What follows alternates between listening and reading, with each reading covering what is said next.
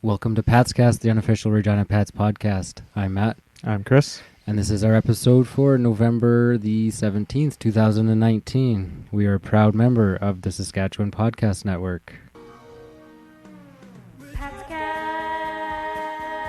Here's Watts into the zone, shot stopped by Paddock, and he denied the rebound too, off of Alexei Protas. Here's Austin Pratt in the offensive zone, rebound, scores! Ty Cole has his seventh. Tyson Feist a slap shot, scores! Carter Charlie in his first game on a Pats uniform tips it home. Patscast. You're listening to the Patscast.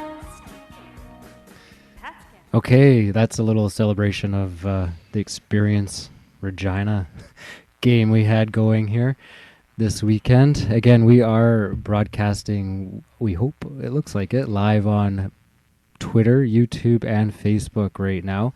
we're just getting a little loud there on those feeds. I'm going to turn that down a bit.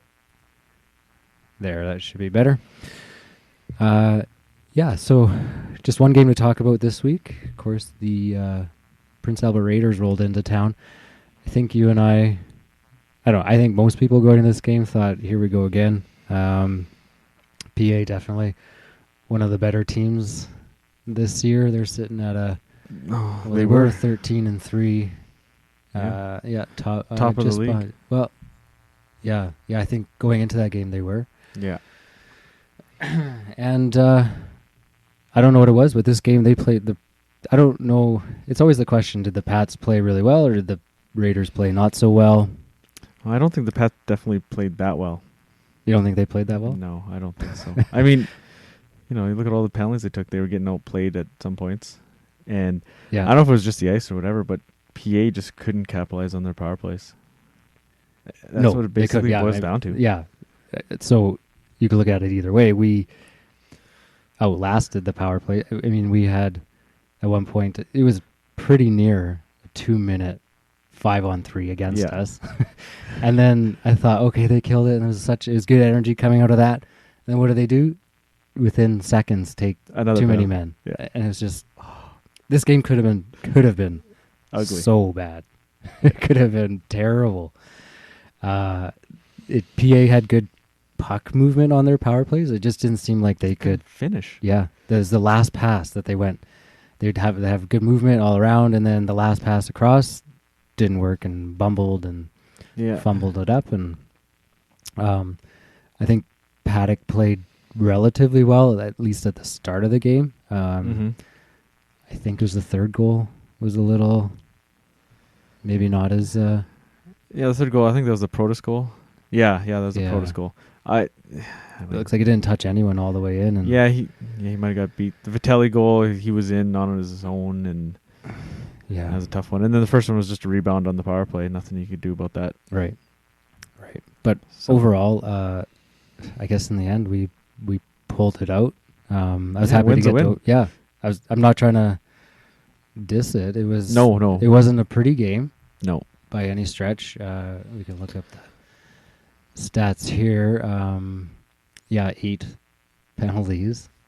PA went 1 for 8. Yeah. They had 36 shots. We had 27. Our power play didn't look good either, though. No. Again, it really didn't. It hasn't looked good the last couple games, actually. I was noticing, I didn't take note of every power play, but the one we had, they were back to 3 low. Yeah, okay, you did mention that. I remember that, but so just changing that up again. What do you do? I mean, when you're on the penalty kill 8 times. Yeah, that doesn't help either. That screws up your lines. It screws up the flow in the lines, and your guys are sitting on the bench, and because they don't see the ice, and it's. I mean, they had been doing relatively well in the penalty department. I mean, we're mid-pack of penalties taken, so it's not like we're doing bad. Yeah, we were sitting there before, actually, the game, counting up PIMs and just where we were at. Yeah. I thought, wow, we're actually not bad at all. Not so bad. Although some of these penalties in this game some were pretty ticky-tacky. I thought You said that checking to the head from Riley Crane was I think warranted? that. Yeah, I believe so. I thought the guy was a little low to start with. I mean, but if you hit him in the head, it's a penalty. You can't. If he's down, you can't take him out like that. Okay. I think the criticism is we don't criticize the refs a lot. It felt like we were getting the short end of the stick here. I think there may have been a couple calls that could have went against PA. Like I can't remember who was coming down the left wing, and he kind of got held up. It was clearly it should have been a hold or interference or whatever. Well, with the amount of penalties we got, it's kind of like. If you're calling everything, where's kind of that call or something else? But I mean, I know it. It's always hit or miss, right? Yeah. Good on them for killing it, though. I mean, watching that 5-on-3 was quite a bit of fun. It was. PA they were moving it really well. They just could not finish. I wouldn't say the best team won in this case, but hey, at this point we will take it. Most definitely. Kind of a fun night too with Jay and Dan. We didn't actually go down, and I wasn't terribly interested in meeting. No, I don't know. I was like, what? And they had immediate availability before the game. Yeah, that was at 5:00, and I was like, well, I'm not going to really. And what are we going to ask? I know, yeah, exactly. I'm not gonna. And 5:00 is such a rough time. Like, it's too early to go to the game and sit there for 2 hours after. Yeah, it's gonna be 10 minutes, and then do I go home, have a quick bite to eat, and come back? And I was like, it's not even worth it. So I didn't bother going down. I was just like, whatever. There was some hate out there for the jerseys. I kind of liked them. I was happy they were actual jerseys compared to when's Saskatoon doing their. I think they wore them on Friday. Yeah. Right, and those were Friday or Saturday or whatever. What is it? Sublimated? Sublimated. Yeah. Fully a thin jersey, and it's just screen print on, and basically. Sure, they look great because you can do anything, and you can do whatever you want, and but they look relatively like cheap pajamas out there. Yeah, because they don't look nice. Yeah, like my rec hockey team has nicer jerseys than those. Like we actually have crested jerseys with 3-layer numbers, and like they're nice, real nice. Yeah, whereas these ones for this game were just like a normal crest, and everything was legit, like a pro level jersey, which was nice. And some people didn't like the font, saying it was the Fortnite font, but I don't know. I didn't even know that. We were looking at the kind of the picture. Yeah, the skyline. Yes. And it was really nice. It was all. I didn't mind them at all, actually. So they were good. Shootout was good. I mean, we could have capitalized. I guess before we get to that, the overtime, we could have capitalized on that. That would have been nice. Yeah, both teams had about a minute power play time in overtime. And we started with it. That minute went by quick. Felt like we didn't do anything with it. No. And then I mean, is that 2 shootouts we've been to now? Yes. Yeah, we've won them both. Yeah. We win in the shootout, but we lose in overtime.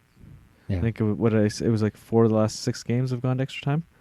We can pull that up. I believe, and we've won both in the shootout. I seen that tweet. Or was it here? Overtime loss, 2. Yeah, 4 of the 6 last Pats games have gone past regulation. Being successful in both have gone to a shootout. And then, And actually, Ty Cole, speaking of it, is another stat here. He's 6 for 7 in the shootout. Oh, really? Yeah. 6 for 7. Wow. In his career. So that's pretty good. Yeah. And I don't know the goalie, I don't know what the goalie was doing. Like he didn't even bite on the fake because he didn't go down. Because usually the goalie would go down on the fake, and he just slid it in literally on the ice. So it was interesting. In post game, they were talking about it. It was the same move he used in Red Deer, I think it was. Okay. And they said whatever he's doing, he just freezes the goalie. Like he doesn't. Yeah. It's the same move, whatever it is. Okay. And he gets them, and it was the same one they said in Red Deer. The guy just froze, and it was just Because usually you try to you drop your shoulder, get the leg kick, and the goalie go down, and then you can either deke or you can pick your spot. But the goalie literally just stood there, and he's like, okay, I'll just shoot it right through the 5-hole. And so whether it's his, who knows, his eyes or whatever he's doing, but the angle of his stick, I'm not sure what they always watch, but Phil was saying it was the same move, and both times got the goal. He's just sort of flat-footed. Mm-hmm. Both of us sitting there going into the shootout thought, oh boy. Yeah, I thought we were done. Yeah, PA has they just have the skill, right? But I don't see Protas he's your best scorer. Mm-hmm. Well, maybe he doesn't have success in the shootouts. I don't know, but I don't see why he's third. Like if we would have scored he wouldn't even got a chance. He wouldn't have had a chance. Yeah. You can't leave your best guy on the bench. That's what I thought too, but so I don't know. Yeah. Yeah, it's nice to get the win. In the last 10 here, we're sitting 2-6-2. So we've got points of the last 4 out of 10 games. Okay. Which isn't, I don't know. It seems a little bit better. Yeah. Lately. Which is good because, going into this next week is going to be a doozy. So we have the makeup game coming up on the 19th. Against Swift Current. That, again, as we talked about then, was a game we should win. I think we have to win this one. And then a quick turnaround against Calgary, a good Calgary team, who I think, that's a tough division they're in, right? They're in the Central. They're only sitting at 10-6. Yeah, 10-6-1-1. So, I don't know what's their past 10 is 5-4. So they're not hot. But we played with them in the outdoor game, and that's a kind of a tough game to judge things by. Yeah, it is. It's something we can go off of. Mm-hmm. And then Swift Current again. Yeah, in Swift this time. Yeah, and then in Brandon. Brandon again. That's kind of a tough. I think we can. Other than the amount of games in that amount of time, we should be able to pull multiple points here. I would say so. We could win. We could beat Swift on Tuesday. Calgary. I'd like to see at least one win out of the Swift games, if not 3 points. And then Brandon's winnable. They've been kind of hit or miss lately. Yeah, they either show up or don't. Yeah. And again, I think teams. It's funny. I've heard a few things. If a bad team's coming in, sometimes teams don't want to be the team that they beat because you don't want to get beat by the worst team. So, I guess the thought is either they play hard against the Pats, or they could either look past them. Yeah, definitely. Yeah, it's either or. But that's gonna be a tough week, I think, going forward. Just the amount we haven't if you look through our November, it's been 1 to 2 games a week, right? Well, we've only had 4 games up until this point in the month of November, so 4 games in 16 days. And now we're going to have 1, 2, 3, 4, 5, 6, 7 in a week and a half. Yeah. So, and then carrying over. Yeah, we got 2 4 and 5s coming up. So we have with the 3-day break there. So 4 and 5, 3 off, 4 and 5. That being said, we don't have too many guys that are banged up right now. No, is there anything on their injury report? 2 weeks in a row, there's been nothing on the injury report. So that's good. Yeah, at least we're staying healthy when we should be. I think Massier might have taken something last night. Yeah, he did, didn't he? Yeah, he went on. His arm looked. There's one point where he I remember that. Yeah. I remember seeing him. Yeah, not 100%. Anyways. Right. But you have some clips from last week? We have some. I got some interviews there. I got Strush. Yeah, I know. You got Strush and I got Chorney as well, the newest. Okay. Yeah. So nice to have him. A little bit of a connection. He was the billet of someone that I know quite well in Swift Current, and they were pretty choked up for him to leave. It's tough on we always say it's tough on the kids too, but it's tough on the billets too. they really look after these kids and take them on. Treat them as another kid, or a new kid. They don't have any more. Yeah, so they've had some for a few years, but I guess they're not taking anyone else on after he left. But I told him hopefully he has good timing. I guess they talked to him after this game, and it sounded like he was pretty pumped. And I mean, good for him. He gets a goal his first game, gets second star. So that was awesome. And Strush, in his interview, I think we'll play it right after. He's commenting on Chorney in the first part of the interview, and then he goes into the game. But he seems pretty happy to have him here. Yeah. So we'll go with Chorney. He's just got a little comment about the game, and then go into Strush. The whole excitement around the game, the extra celebrities here tonight, did that give you guys a little bit extra juice tonight? Oh, yeah, I think so. The boys were kind of fired up. Jane Danner here, so it was good to get that win. Yeah, so they were pretty a little extra there. Yeah, I think so. That's good. Anything they can pull right now to get some more energy and whatnot to something to play up for. So definitely, and it if it helped, it helped. That's great. Yeah. I was the place wasn't sold out though. No, not even really close. Yeah, what did it say? 46 there? Yeah, I think the official attendance was 4,700. But man, like we were worried because we had 4 of us for our 3 seats. Yeah, I thought it might be a little more full. I thought so. Yeah, but I mean it's tough when your team's exactly 2 where they are 2 and whatever we're yeah, and people might have just been we're going to the Rider game tomorrow, maybe not go to the Pats game or whatever. But yeah, definitely good. So you got Strush up next. Yeah, Strush here for a couple minutes. Did a great job. Right from practice, last 2 practices into the game tonight, you could see he was excited to be here. And you could see his commitment to the team. I was fortunate to have him at the Under-17 summer camp here a few years ago, so I had an idea, familiarity of who he is, what kind of player he's going to be. His year last year, when he got to Swift Current, he put up some pretty good numbers for a power forward. And we're obviously hoping that we can tap into a little bit of that. We saw it tonight. We saw some real good things with and without the puck.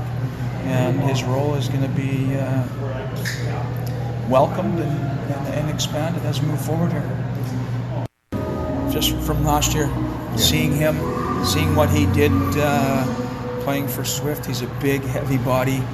He has some skill. We saw some shots tonight, heavy shots.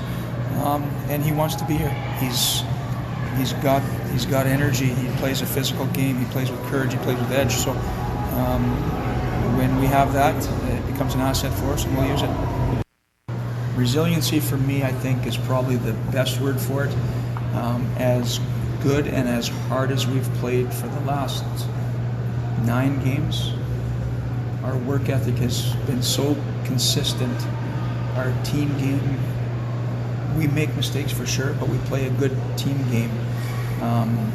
Finishing a game off, going through and playing against good teams has been difficult for us because other teams have real good players. And when they work hard, it's hard for us to win hockey games. Tonight, our team played very resilient hockey. They stuck with it. We had lots of energy on the bench. We fed off each other, and we were rewarded with a win, which we feel we've probably deserved more often than not. And we hope that we can build off it here moving forward. A little more than usual, but you guys battled through it. We've worked hard to cut our penalties down, and we've executed that. Tonight was a night that we got caught not moving our feet a couple of times against a good team. When you do that, you end up chasing, and it cost us a lot by getting us in the penalty box. Yeah, but the penalty kill was good tonight. Yes, absolutely. The best penalty killer is your goalie. Max made some key saves, and our guys cleaned up after that. We didn't get ourselves in trouble on the penalty kill by not clearing pucks down the ice, but the guys committed themselves to blocking shots and getting in lanes, getting sticks on pucks. And those are things you need playing against a good team like Prince Albert. Yeah, we were lucky not to get scored on as much as we could have. I think he's happy with the PK, but I think taking that many is a bit of a problem too. Yeah, exactly. Definitely. One other thing we kind of maybe glossed over or not even mentioned was the whole disallowed goal. Yeah, so there's two disallowed. One pretty clear. Yeah. Pretty clearly. Okay, I didn't really. I think it was a high. No, the first didn't even celebrate it. No, he punched it in with his hand. Oh, okay. So it was Nyhoff, I think it was. Yeah, I watched the replay. Like what he should have tried to do was trying to like cross check the puck with his stick, but he literally. I watched the replay, or like the highlights, so I could see what actually happened because it was at the far end of the rink for us, so I couldn't tell really that good. Yeah. But he takes his hand off the stick and he punches it in, and it's like he looked at the ref and it was just like, yeah, no, that's no goal. So he didn't. He should have tried. I mean, it's in the heat of the moment. You just it's reaction, right? Yeah. But if he would have tried to like cross check the puck into the net, then that might have been okay. Yeah. Depending where his level of his stick was, right? But now it was just straight punch. Right, and then the second one. Yeah. So my dad was watching on Access, and he says so maybe they had some different angles. Yeah, they said it hit Pratt's kind of his wrist because he went down after. Well, no, he went down because the guy cross-checked him in the teeth. Okay.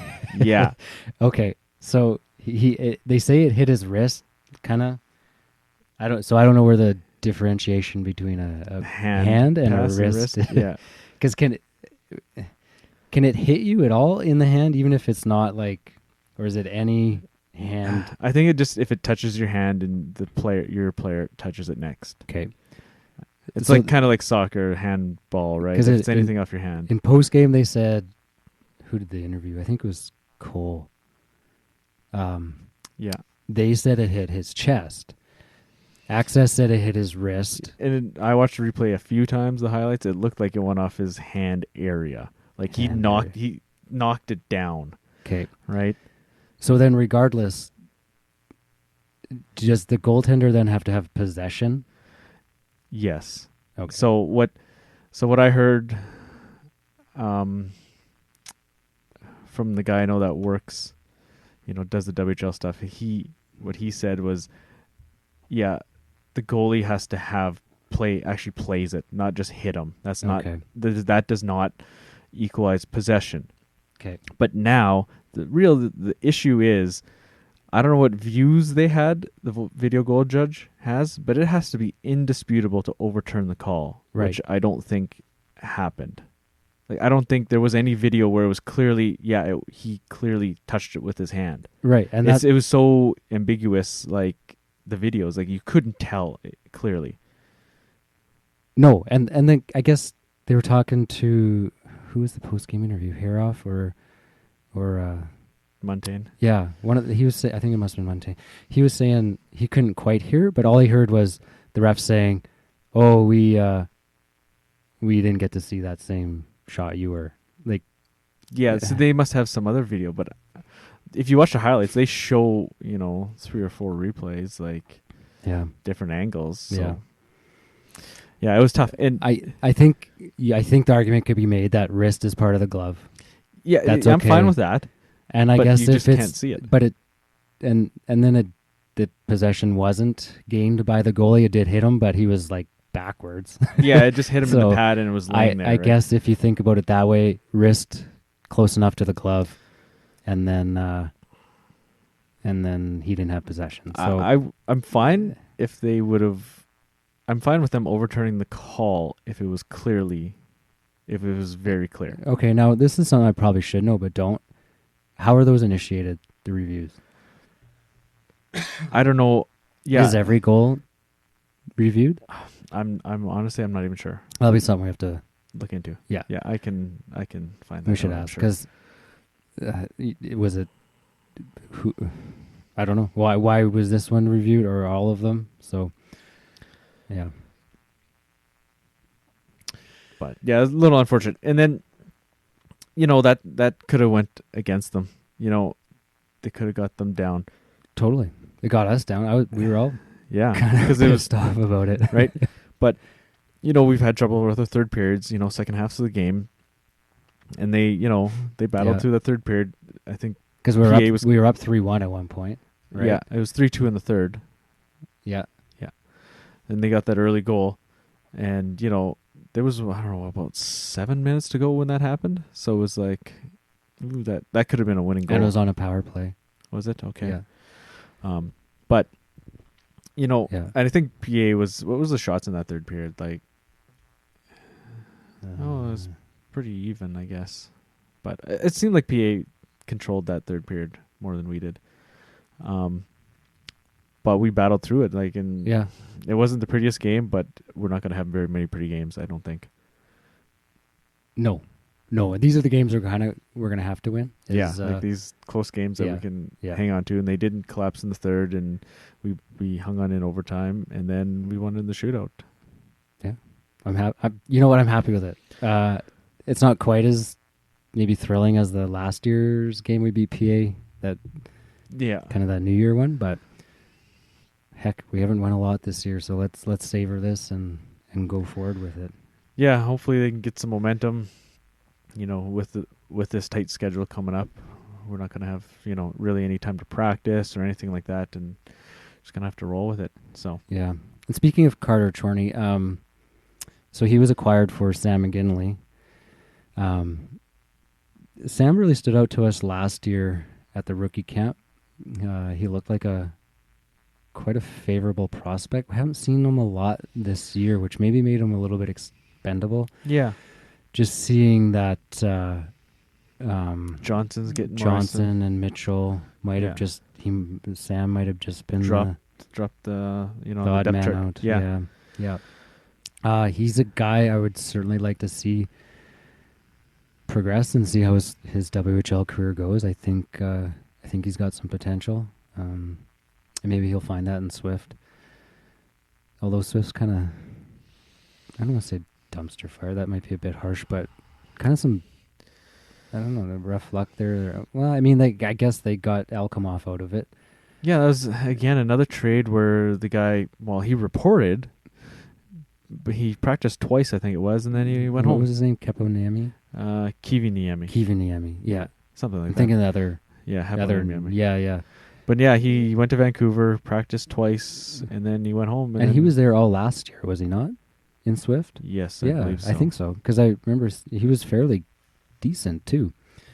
Gets traded to Vancouver for Alkmaar, so Alkmaar back in Saskatchewan, and then takes off to home, I guess.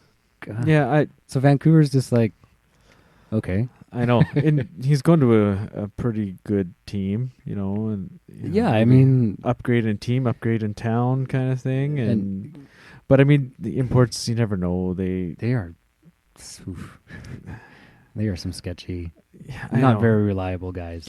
Yeah, it's tough. I mean, they're 16, 17, come to another continent to play hockey. Like, you can't fault them if they. And the thing is, they're coming here for exposure in attempts to get drafted to go pro, right? Like that's their hope, or probably what they're told. And then you end up on a team like Swift or Regina, and I don't know if I'm going to get what exposure I'm looking for here, right? So I don't blame him. Do you blame Gushin either? Yeah, it's hard. These kids do have to look out for their own future, right? But so. Before we go on, I was thinking how this was, to me, a fairly big upset, right? I did look at the odds. We were only like 7-1. Okay. Yeah, which isn't on that same website we were using before. Yeah. So I think it was roughly about that same last year, 7-1. I think so. Right? It didn't have a plus minus, like so if you ever bet and you're on the goals, like an over what the spread was, it didn't have that. It had an over under of I think 7 or 8. Oh, okay. Well, it was 7. Maybe it wasn't even that many. I think we hit the over, but it didn't have the spread. Right. So my trivia for this week was I wanted to see if I could find the biggest spread. I didn't think I'd find junior hockey. I tried to find NHL.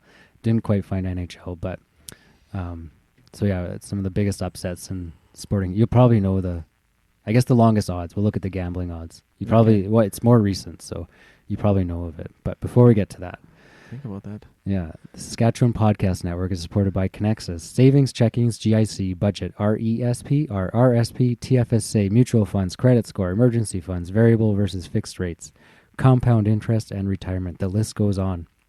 It's time to make sense of all this. At Connexus Credit Union, they want to help. Visit connexusmoneytalk.ca to find expert advice, tips, and solutions for all stages of life and events, and increase your financial literacy knowledge and confidence today. So the longest odds ever given by a bookie or whatever, legit bookies, I guess you can call them, was it was more recently, and it was that Leicester City winning the the EPL. Yeah. So that was like they were 5,000 to 1. Okay, I was gonna say 2,000. So to give you kind of a frame of reference of what 5,000 to 1, so you bet $1 and you win 5,000. Yeah. I think they only said there was $200 and some placed on that bet around a few people. Yeah. So they didn't pay out an exorbitant amount, but because it's such long odds. It's not like someone put $1,000 on it. No, nobody's going to do that.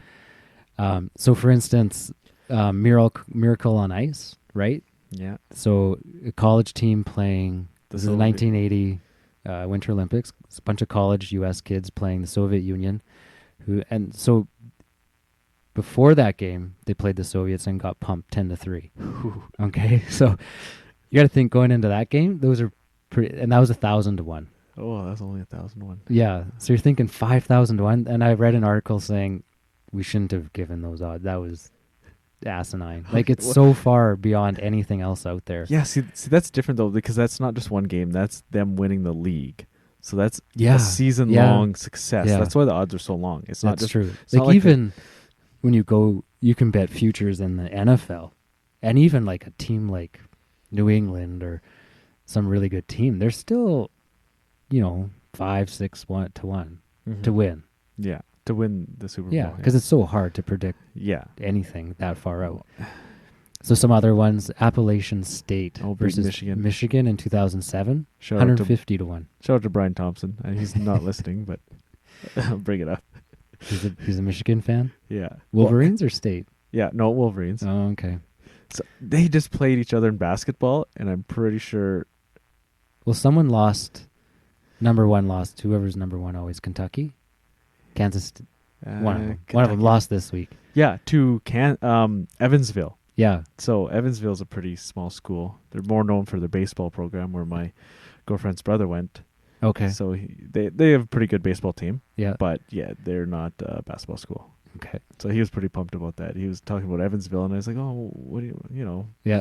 What's he talking about?" And then all of a sudden, boom! I see it. Evansville beat Kentucky or whoever it was. Okay. And I was like, "Oh, geez." Whoever number one seed was. Yeah. I just hear about it on PTI. Yeah. So Appalachian State versus Michigan, that was 150 to 1. The Giants versus Patriots in 2008 Super Bowl. When David Tyree catch. Yeah. There's the helmet catch when Patriots were 16-0. That was 100 to 1. So just for the game then. Yeah, so that game. Yeah. Yeah. See, that's where almost, it's sure it's 100 to 1, but it's a 50-50 shot here, right? And you can throw down couple $100 on that game because you're like, well, this is a good chance, right? Whereas going into the season 100 to 1, well, that's a long shot, right? Right.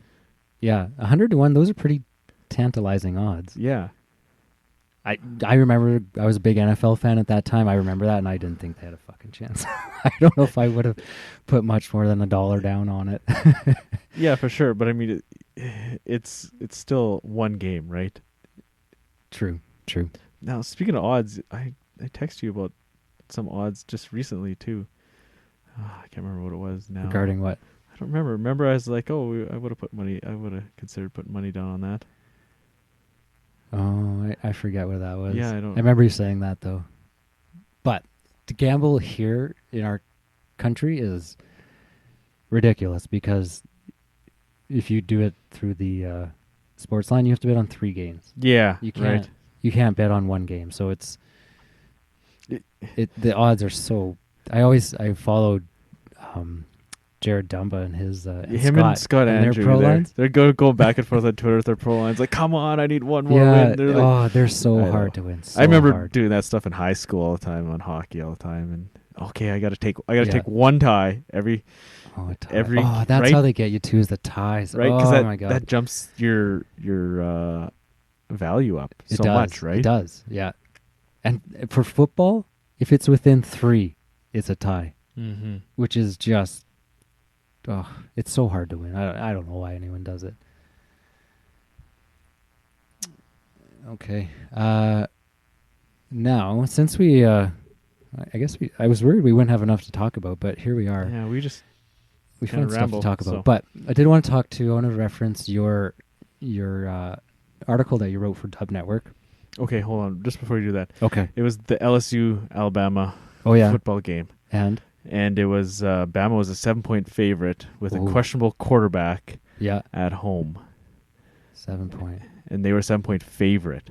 And LSU, I think, was clearly the better team. Yeah. And they went in and won easily. Yeah. Well, they won by 7 or 8. Yeah. Alabama scored a touchdown late. So they covered by 14 points. Yeah. So I don't know. I was like, ooh, that was tantalizing after I seen that. I don't gamble or anything, so I wouldn't have put money. Those games are available through Sports Select, but you have to select 3. Yeah, you have to pick 2 others. Yeah, but if you go onto these websites, you can put money down on just one game. True. You can. Yeah, but anyway, sometimes it's good luck getting your money. Yeah, that's true. I don't trust them personally. Yeah. So anyway, as I was speaking to, for anyone who doesn't know, Chris writes for dubnetwork.ca. He wrote a good article just updating on the Regina Pats prospects. So we'll start here at the top with Matthew Keeper. We saw him a few times, and he's only a 15-year-old player, and he did not bad for his WHL debut. Yeah. He looked good in the preseason, right? Yeah, absolutely. He did. I think he got pulled, didn't he? Yeah, he did. He gave up 4 or 5 against Lethbridge about halfway through the game. But I mean, I was not disappointed. I mean, he's 15 years old. So and we were in a bad spot there for a little while with our goaltenders. Yeah. So it wasn't a bad idea to throw him in. It's not like we were like, oh, let's sit Paddock to throw in this 15-year-old. Yeah. Like we were struggling. Bellick and we had Pizzenti still at that point. Yeah. And nobody was really doing much for us. So exactly. We throw him in there. And Strush commented after that he's a level-headed kid. That's not gonna affect his game, him personally. So yeah. So he's 15 playing in a U18 league. Yeah. So that's the midget. They don't call it midget anymore in Manitoba because that political correctness. Yes. Wow. Yeah. Okay. So it's under 18, which is 15, 16, 17. Okay. Like midget AAA. Yeah. Yeah. So and he hasn't played much. So obviously, with him being with the Pats for quite a while, back and forth, true, he hasn't done it. So that article's on the 6th of November, and he'd only played 2 games. Okay. And 1-1 record. Oh, appeared in 3 games with a 1-1 record. So. And good. So next is Spencer Wilkie. Yes, that's the new guy we from the signed? Mintos. I think we signed him. Or did we trade for him? I think we traded for his rights. Was that him? Oh, was that for Pizzenti? Pizzenti. Yeah, okay, yeah. Yeah, that's right. So he is a 17-year-old up with the Prince Albert Mintos. Currently has a 6-2 record, 2.24 goals against average, and a 9.30 save percentage. Team's 10-3. So he's playing on a decent team there. So 17-year-old again. Goaltender situation going forward. Don't quite know what it's going to look like over the next few years. Where's that? Our prospect list of ages. So while he's looking that up in the defense, he goes on to speak about Leighton Feist. So again, our first round draft pick from last season, brother of what's his name? Feist. Tyson. I had to think about it too. I was like, each other. So he's tied for his lead of the team scoring among defensemen, 10 points with 1 goal, 9 assists in 12 games. Team is 6-6, and just middle of the pack there, 8th in the 16-team league. Yeah, he's playing in the CSSHL, that sports school league. Right. So some pretty decent competition there. Yeah, definitely. Playing out in Okanagan. Yeah. And next is Dalen Weigel. He is with the Saskatoon Blazers. 16-year-old. He's got 10 points in 12 games, 2 goals, 8 assists. And last year he was with Beardies. And the Blazers are 10-2 in AAA midget. Yeah, so that actually, speaking of Beardies, they lost their franchise. Yeah. I thought that was kind of tough. I heard that. That was a little, I don't know, that could be a whole other, I'm sure there are people that have a lot more knowledge and opinion about that, but the bit I read was a little shady. So, it wasn't. They said it was a 3-year study, and Notre Dame lost the Argos. Yeah. So, I mean, but Weyburn nor Estevan have a midget AAA team, which is a little surprising. I didn't realize that. I thought, Weyburn has one, that's why Estevan got one. And then actually I was talking to my coworker, and he's like, no, Weyburn doesn't have one either. Okay. So, and Notre Dame doesn't need to. I mean, they have the Hounds. They don't need the Argos as well. Yeah. But yeah, the Beardies thing. So Warman got a team. They've been really trying to get an SJ team for a while. They've got a really nice newish building, and it could do Junior A, but it hasn't worked out for them for whatever, maybe the SJ is not looking to expand. But they have a really nice facility, and Warman isn't far from where Beardies is, and so it's kind of like you're going to get the same. It's in that Saskatoon area, right? Yeah. So I mean, Beardies may attract a different player, but it's given some other guys a chance as well. So and they kind of talked about that, and they've had the team for 25 years, and it was kind of I was kind of disappointed to hear that actually. Mm-hmm. But obviously sounds like there's some politics behind it. Yeah, and obviously we don't know it all, right? So yeah. So next is Parker Burke, 16, still playing in the CSSHL, the Northern Alberta Extreme, with an X. Yeah. Midget prep team, and they are the top team right now. So that's a defenseman. Now looking at the forwards, so we're Daniel Gushin still. Yeah, I threw him out there because he's had a good season. Probably want to know where he is. Yeah, exactly. What he's up to. I mean, he's not coming this year. I don't know if he's ever going to come, but I thought I'd throw out his name in the article. So yeah. He's we spoke to it last episode. His 4-goal effort there that made a highlight on ESPN's top 10, like the actual ESPN down in the States. So. Yeah, it sounds like he's doing okay down there. Probably won't see him up here again. My thought is he probably wants to keep his NCAA eligibility. Let's see what happens. Well, I don't know if stay with the program he knows. Yeah, that too, and who knows what happens after he gets drafted, because he is going to get drafted, and the team could have some say in where he plays next year, or direction. Yeah, give him, hey, maybe this is a better option. I don't know if we are going to be a better option than what he has, but. Who knows? Maybe next year. We'll see. Josh Paulus, again, someone we were kind of up on coming out of preseason. Kind of expected him to make the team. But he is right now with SJ Humboldt Broncos. 3 goals, 3 assists in 15 games. 34 penalty minutes, so he's a bit of a bruiser out there. Yeah, I kind of noticed that too. That's why I threw that in there. Yeah, so he was with the Contacts last year, had some good seasons there, it sounds like, and I think that's what caught the eye of some scouts.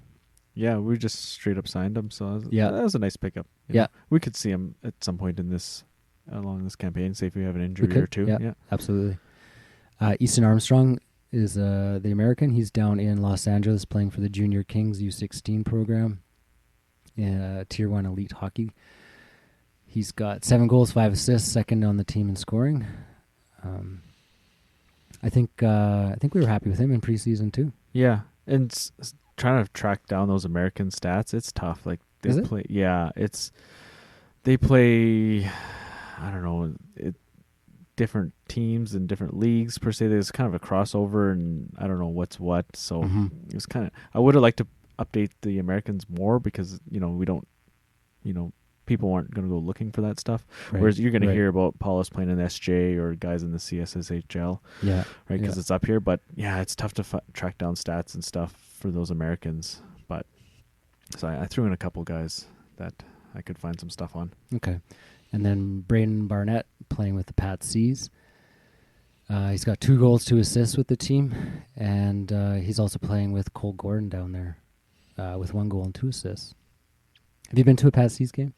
No, I haven't. I haven't been to one. Did you got the add-on that they offered? I did, but again, get him up to my coworker. His son was going to the game. I'm like, here, take this, because I'm not going to go. I'm not going to have time to get to him. But I know Scott has gone out, and there's been some good games. Access has been covering them as well. I've watched a couple. It's not bad. Yeah. There's some nice talent. I like the highlights they put out are nice. You can kind of watch. There's some pretty good glimmers of some talent there. Yeah, and I think their goalie's still doing pretty well that we had listed, but we have released from the protected list, so he's probably going to go NCAA or wants to anyways. And then lastly, you have Ty Schmilnanek, and we're still waiting on him. Kind of maybe got our fingers crossed for him too, playing with that U.S. national team development program, who plays some USHL teams. So they play similar level of CHL style hockey, and then they go up and play the NCAA guys who are a lot older. Absolutely. So they play up a little bit, and you haven't been able to see anything of a commitment to any school. I still don't see one, so I guess still hold out hope a little bit for that, because he was committed and then to Denver, I believe. And didn't the team? I don't know. I thought I read something. Yeah, the team dropped him, or something happened, released him, or whatever out of his commitment. But yeah, so he'll be looking to play somewhere next year, where if it's the USHL or possibly here, who knows? Yeah, I'm sure John Paddock's working that phone. How old can they be with the U.S. team? Yeah. Oh, so there's 2 teams. There's the under 17, and then there's the under 18. Okay. So he's in the under 17. Yeah. So he could still do another year. Right. Oh, or is he in the 18? He'd be in the 18 by now. Yeah, because he played last year. So he's in the under 18 this year. Right, yeah, because he's draft eligible this year. So he's 17. Yeah, sorry. Okay. I get those mixed up. Because, they play 2 years. You go there and you play under 17 and then under 18. And then, because last year was that loaded under 18 team that had like 7 or 8 first-round picks. Like, they're absolutely loaded. As we were reading that article, I like the little thing they have that Dub Network does, that little highlight thing that comes up here. Oh, yeah, the video page, yeah. So I was just looking, some surprising scores from last night. It goes all the way back to the end of the week, start of the week. Oh, so Swift Current took it to Moose Jaw. Oh, I know. Exploded, 7-3. That's a little bit surprising. Yeah, I had Moose Jaw picked in that game for weekend picks, of course. Oh. I know. Red Deer beating Brandon. It sounds like after Red Medicine Deer Hat beating Edmonton 5-1. Yeah. Wow. It sounded like Red Deer, because the Red Deer beat PA, and Paul Fiegler that covers Red Deer there for Dub Network. He says they're playing totally different. Like, they got a little bit of confidence beating PA, and now they were up big in that game, and I think they kind of almost let it slip, but they held on for the win. And then this one today, Lethbridge taking it to Vancouver 6-0. Wow. I would keep my eye on Lethbridge. They could make some. Yeah, I didn't think they were going to have. After last year, they sold off, and it seemed like, losing all those guys, not necessarily selling. Oh, sorry, yeah. They sold off their assets and to go for a yeah. So I guess, but you know what I mean. Yeah, they've made a push last year, and usually when you do that, you regress. But I think their goalie Tedachuk is really coming to his own here. Maybe he might have struggled there down the stretch in the playoffs. Well, he kind of got thrown in. Yeah, maybe a little in over his head. Yeah, where he hadn't played that much, and now he's getting comfortable playing a lot more. Yeah, I think if you go to the stats, he's right up there in like top goalies. So. Okay, well, we managed to fill the time. One other thing, I see Winnipeg is down to Portland in Portland right now. Oh, but we were talking about Peyton Krebs last week. Yeah, and he said, neither of us have heard anything on him. And then Gary Lawless was on Rob Pearson's show on Friday, so I put in a comment. I said, "Oh, if there's a Peyton Krebs update, let us know." And he says, "Yeah, he's gonna be back soon. He could be playing World Juniors even." Okay, yeah. And then all of a sudden, Winnipeg tweets out, I think on Saturday, that he's back with the team and he's ready to rock and roll for tonight. Well, he was ready Saturday, but he had a 1-game suspension that he still had to serve. Oh, really? I tried to find out what it was, and I didn't keep looking. he had a suspension from last year. Really? Yeah, that he had to serve. Oh. So he's back. So he's in the lineup tonight? Tonight, yeah. And then the 30th was his first home game. Right. Is what it was going to be. So he was ready yesterday, and then served his suspension. Okay. And then I guess he'd have to go back to... Oh, this should be the end at the top here. Oh, yeah. They didn't make the playoffs, so it'll be Kootenay. Right here, 1 game for check from behind major. In the last game, so March 17th, that would have been the last game. Yeah. Oh, okay. So he had to serve that. Interesting. Yeah, I know. I was ready to go. Well, sorry, bud. You got to serve your suspension. Yeah. But good for him. I think that was a long, hard rehab that he had to do. So. Yeah, that's a good talent to be out there. Yeah, Winnipeg is gonna put up some points too, I think. Actually, there's another guy that would be nice to see in the WHL that probably should be playing in the WHL is Carter Savoy. Oh, yeah. We had the rights to, and we traded to Winnipeg. Yeah. I think it was 28 goals in his first 24 games in something the like that. AJHL. Yeah. Like he's lighting it up as a 17-year-old. Yeah. He's... So he's 17. Matthew's 15.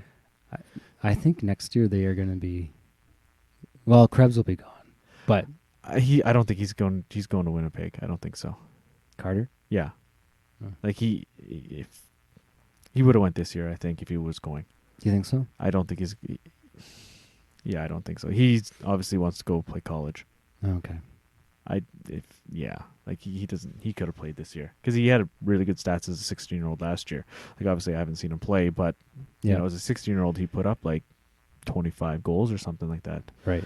Don't quote me on that, but it was significant for a 16-year-old playing junior A. But yeah. So, but yeah, he's lighting it up. I just seen that come across the Twitter line there. Yeah, I saw that too.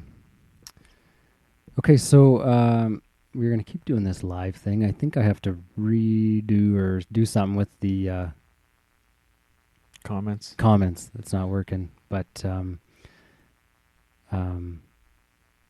yeah, we'll get that up and going for you guys next time. Again, live on Twitter, YouTube, and Facebook. If you're a friend of ours, to get it as a public page to be able to stream to is going to cost money, and we're not making anything off this, so I'm not going to invest too much into it. But I think YouTube's probably the best video quality, but Twitter's probably the most accessible, in my opinion. Yeah. So yeah, the YouTube stats. Lots of people use YouTube, so we thought, well, it doesn't take much just to stream to YouTube too, and it's there in history if you want to watch us instead of listening. Yeah, whatever some people do. I don't know. Yeah. I rarely it's not my YouTube, jam, but whatever. It was no effort to put it back to include YouTube along with Twitter. So I think. Should we wrap it up? Yeah, next week I'll be live on location in the States. Oh, right, yes. So, yeah, that'll be another fun thing we get to do is... split screen, we'll try that out. Split screen via Twitter. Or Skype. Yeah. Yeah. Give it a go, see how it works. That should be good. And we'll have lots to talk about next week. Yeah. All right. Well, we will sign off for the night. Good night, everyone.